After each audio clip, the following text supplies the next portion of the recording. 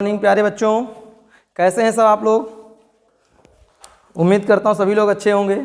Lockdown हट चुका है, सबको पता है, ठीक है। लॉकडाउन हट गया है। अब आज हम लोग देख ही रहे हो क्या लिखा हुआ है बोर्ड पर।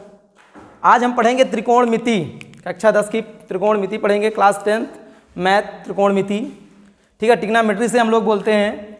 तो ट्रिग्नोमेट्री में आप लोग पहले ये देखेंगे कि त्रिकोणमिति में होता क्या क्या है। सबसे पहले हमें यही नहीं पता होता कि त्रिकोणमिति में होता क्या है। त्रिकोणमिति में सबसे पहले हम देखो जो लिखे हैं वो तो हम आपको समझाएंगे। उसके पहले आप थोड़ा सा एक चीज़ ये देख लीजिए, मैं जो यहाँ लिख रहा हूँ, हमारे sign theta, cos theta, tan theta और कॉट थीटा, सेक थीटा, एक होता है कॉसेक थीटा, ठीक है। ये हमारे होते हैं, इन्हीं के बेस पर हमारी पूरी त्रिकोणमिति होती है। किसके बेस पर? Sine theta, cos theta, tan theta, cot theta, sec theta, cosec theta. इन्हीं का प्रयोग हम सभी तरीके से कार्य करेंगे, ठीक है। तो हमें इन्हीं को दिमाग में रखना है। अगर किसी को नहीं याद हो रहा है पहले समझ लेना। Sine theta, cos theta, sine cos tan, sine cos tan, cot sec cosec, sine cos tan, sine cos tan, cot sec cosec, ठीक है ना। चलिए अब इसके बाद हमारी बात आती है कि सर जी हम कैसे करेंगे कि त्रिकोणमिति हमें आती नहीं। बस बहुत बच्चों को प्रॉब्लम होती है त्रिकोणमिति में। तो त्रिकोणमिति में प्रॉब्लम तभी आएगी जब आप ध्यान से पढ़ते नहीं हैं। ध्यान से पढ़िए। त्रिकोणमिति में कुछ करना नहीं होता, में जोड़ घटाना ज़्यादा नहीं होता है। फार्मूले मतलब मान लीजिए कि हम 5 रुपये की नोट की बजाय हम 5 रुपये सिक्का रख दें, क्या उसकी वैल्यू कम हो जाएगी? बस नाम अलग हो जाता है। 5 रुपये की वैल्यू, मैंने 5 रुपये नोट रखा था, बात समझिए। मैंने 5 रुपये की नोट ली और ये 5 रुपये का सिक्का ले लिया। बस फर्क इतना है, 5 रुपये की वैल्यू ये भी है, 5 रुपये की वैल्यू ये भी है, लेकिन फर्क इतना है कि ये नोट है, ये क्या है? सिक्का, कॉइन, ठीक है ना। उसी प्रकार त्रिकोणमिति में भी होता है। लिखा रहता है sine square sec square theta और हम बुलाते हैं 1 + tan square, tan theta, tan square theta, sorry tan square theta. Tan square theta लिखा रहता है तो हम क्या लिख देते हैं? Sec square theta. Cos square theta तो मतलब इस तरह, मतलब कि उसी की वैल्यू को मॉडिफाई करके लिख दिया। जैसे नोट और सिक्के में अंतर यही है कि गीला हो सकता है, ये सूखा रहेगा चाहे जहाँ फेंक दो, लेकिन वैल्यू दोनों की 5 ही 5 रुपये की, ना कि 10 रुपये हो जाएगा, ठीक है ना। तो अब शुरू करते हैं, ध्यान समझिए। अब मानिए ये हमारा क्या दिया है? Sine theta. साइन थीटा बराबर होता है 1/cosec थीटा। ये कैसे आया थोड़ा सा चेक कर बता दूंगा, मैं बताऊंगा तुमको लोगों को। साइन इंटू कॉसेक थीटा बराबर क्या होता है? 1। अगर मैं लिखता हूँ साइन थीटा बराबर क्या हो जाएगा, तो 1 क्या है, मल्टीपल में है ना, उधर जाएगा क्या हो जाएगा? Cosec theta, cosec theta. समझ पाए आप लोग ये चीज़? जैसे अभी अब ये मल्टीपल में है, आप लोग तो सब जानते हो, छोटी क्लास के तो हो नहीं, ये मल्टीपल में तो क्या जाएगा? डिवाइड में पहुंच जाएगा। तो आपको पता है साइन थीटा बराबर क्या हो गया? 1/cosec theta. कॉस थीटा बराबर होता है 1/sec थीटा। टेन थीटा बराबर होता है कॉट थीटा। कॉसेक थीटा बराबर होता है साइन थीटा। कॉसेक थीटा बराबर होता है 1/sin थीटा। सेक थीटा बराबर होता है 1/cos थीटा। कॉट थीटा बराबर होता है टेन थीटा, ठीक है। इसी प्रकार नोट कर लीजिएगा जरूर, चाहे स्क्रीनशॉट ले लीजिएगा। इसका मान कहीं ना कहीं आते हैं, फिर बाद में मत के एक सर बताए नहीं थे, ठीक। आइए इस पे चलते हैं। इस सर्वसमीका जो हमारी दी हुई है, इस सर्वसमीका में क्या करते हैं? Sine square theta plus cos square theta बराबर 1 होता है। Sine square theta plus cos square theta बराबर 1 दिया है, तो साइन स्क्वायर थीटा बराबर 1 - cos स्क्वायर थीटा होता है। कॉस स्क्वायर थीटा बराबर 1 - sin स्क्वायर थीटा होता है। और सेक स्क्वायर थीटा बराबर होता है 1 - tan स्क्वायर थीटा बराबर 1। Sec square theta minus tan square theta बराबर 1। तो सेक स्क्वायर थीटा बराबर क्या होगा? 1 + tan square theta. Tan square theta बराबर क्या होता है? 1 बराबर sec square theta minus 1।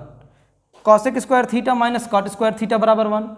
Cosec square theta बराबर 1 + cot स्क्वायर थीटा। तो कॉट स्क्वायर थीटा बराबर क्या होता है? 1 - cos स्क्वायर थीटा माइनस 1, ठीक है।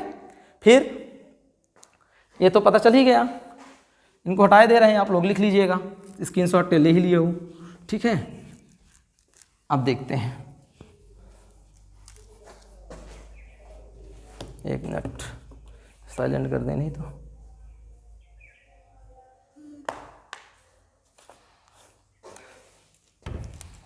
ठीक है,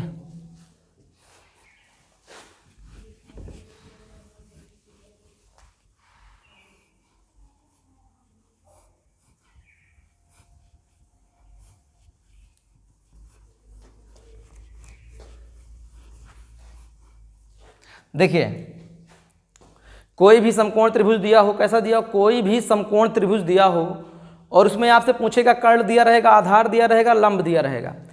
कर्ण दिया रहेगा, आधार दिया रहेगा, लंब दिया रहेगा। कहने का मतलब बेस, परपेंडिकुलर एंड हाइपोटेन्यूज। कहने का मतलब ये क्या है, हमारा परपेंडिकुलर है, ये क्या है, बेस है, और ये क्या है, हाइपोटेन्यूज है। ठीक है, ये है। अब हमारे कहने का मतलब हमारे क्या है, अब इसके अकॉर्डिंग जो हमारा बनता है, ये हमारा बना समकोण त्रिभुज बना। समकोण त्रिभुज के सामने हमेशा जानिएगा ना, समकोण के सामने की जो भुजा होती है वो क्या होती है, कर्ण होती है। समकोण के सामने की भुजा क्या होती है, कर्ण होती है, और उसके बाएं भुजा क्या होती है, लंब होती है, और उसके दाएं भुजा क्या होती है, आधार होती है।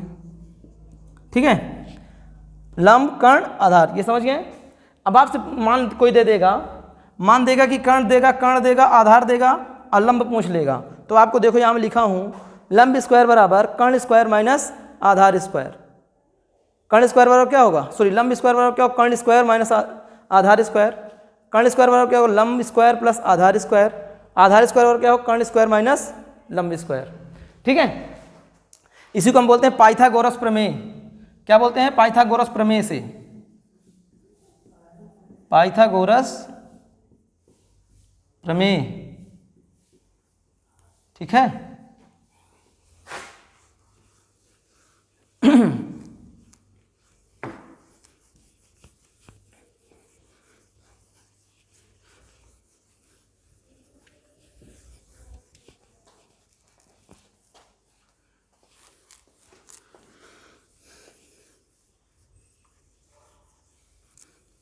अब इसमें एक चीज और लिख लिए, चित्र बना था ना ये वाला, ये सॉरी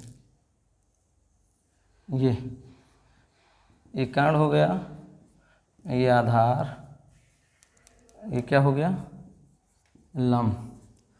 देखिए हमारा sine theta, cos theta, tan theta, cot theta, sec theta, sec theta, cosec theta. Sine theta बराबर होता है लंब बटे कर्ण।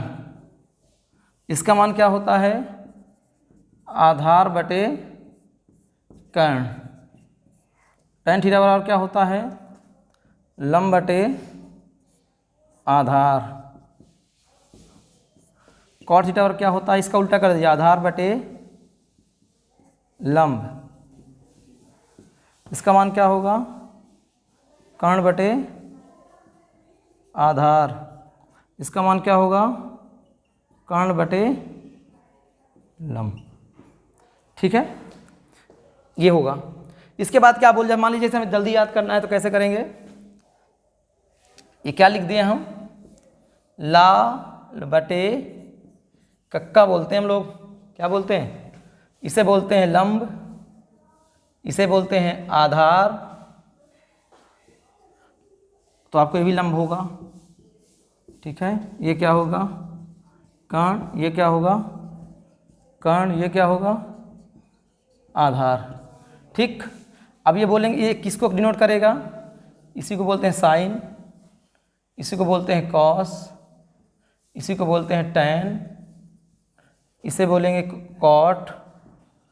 उल्टा लिख देना, जब लिखना हो ना तो ये ऊपर हो जाएगा, ये नीचे हो जाएगा। ठीक है, ये क्या होगा, कॉट हो गया सेक, ये क्या होगा, कॉसेक। अभी आपको पढ़े बताया साइन का उल्टा कॉस होता है, सेक कॉस का उल्टा सेक होता है, टैन का उल्टा कॉट होता है। ठीक है, एक दूसरे का अपोजिट होता है, इसलिए हम ऐसे बना दिए। समझ गए? नोट कर लीजिए इसको, ठीक है।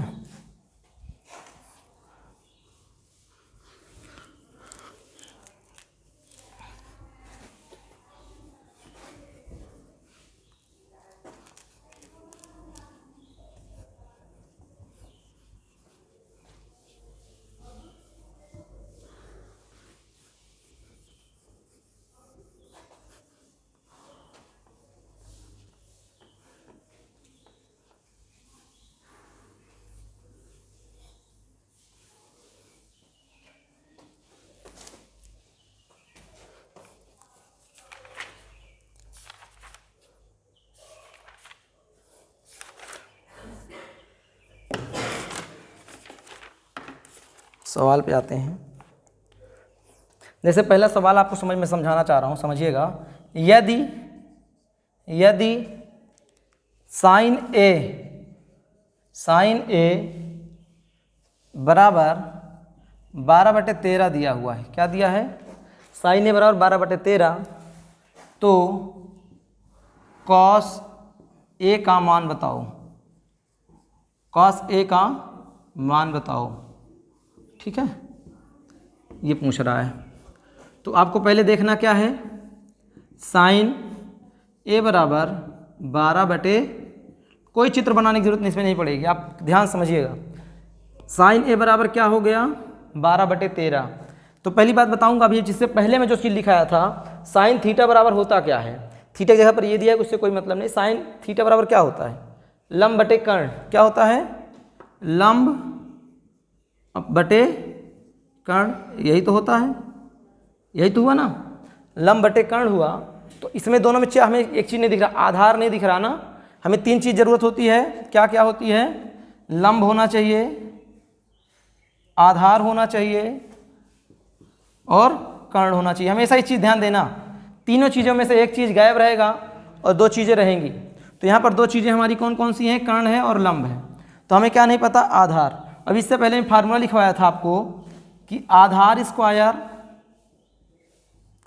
स्क्वायर बराबर कर्ण स्क्वायर माइनस लंब स्क्वायर, यही तो बताया था ना आपको, ठीक है। तो आधार हमें पता नहीं, तो आधार रख दीजिए, आधार की जगह पर आधार स्क्वायर बराबर कर्ण की वैल्यू कितनी है भैया? 13, तो 13 का स्क्वायर माइनस लंब की वैल्यू कितनी है? 12, तो 12 का स्क्वायर। तो आधार स्क्वायर बराबर क्या होगा? आधार स्क्वायर बराबर ये हो जाएगा 169।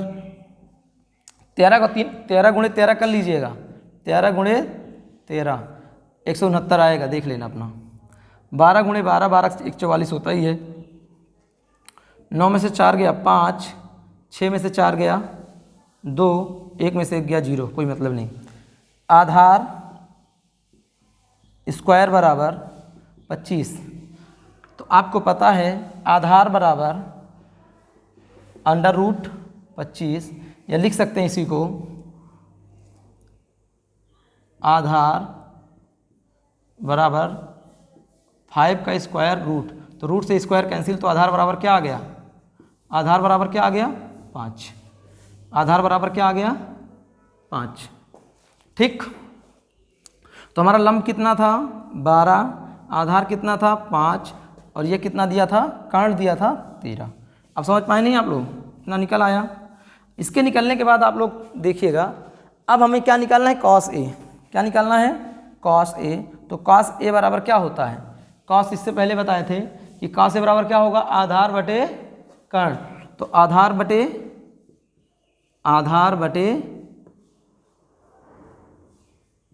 बटे कर्ण, ठीक है। तो इसे लिखेंगे, आधार हमारी क्या है? 5 और कर्ण की वैल्यू क्या है? 13। तो हमारा आंसर क्या हो जाएगा? ऐसे नोट कर लो।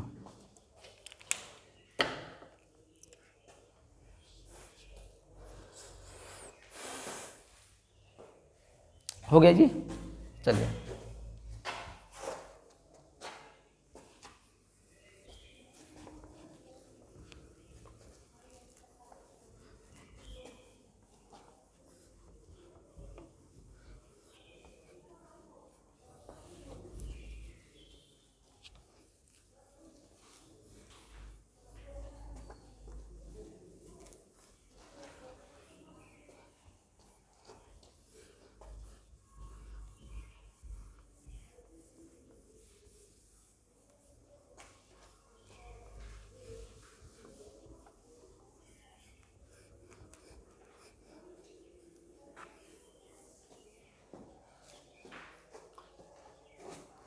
जैसे अगला सवाल आपको दे देगा, पूछेगा दूसरे नंबर में, tan थीटा बराबर ए बाई बी, क्या दिया है, ए बाई बी।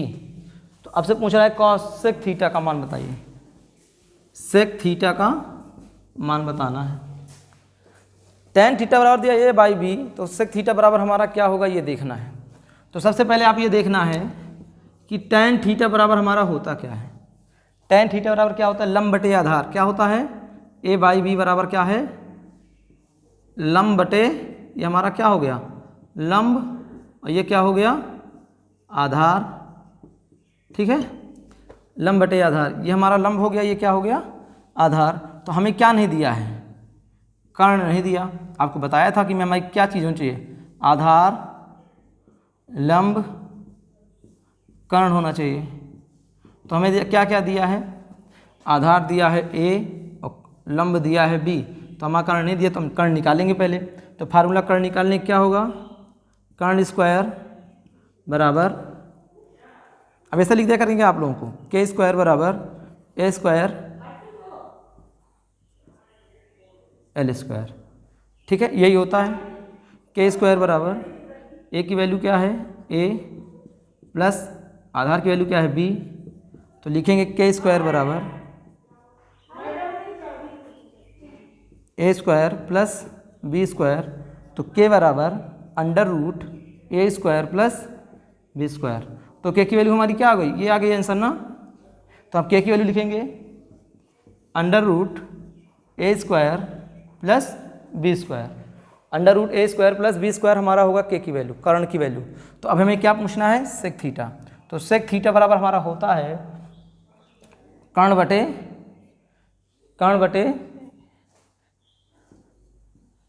बटे क्या होगा, आधार। तो कर्ण की वैल्यू कितनी आ गई, under root a square plus b square upon में क्या है, ए। आपका आंसर हो जाएगा।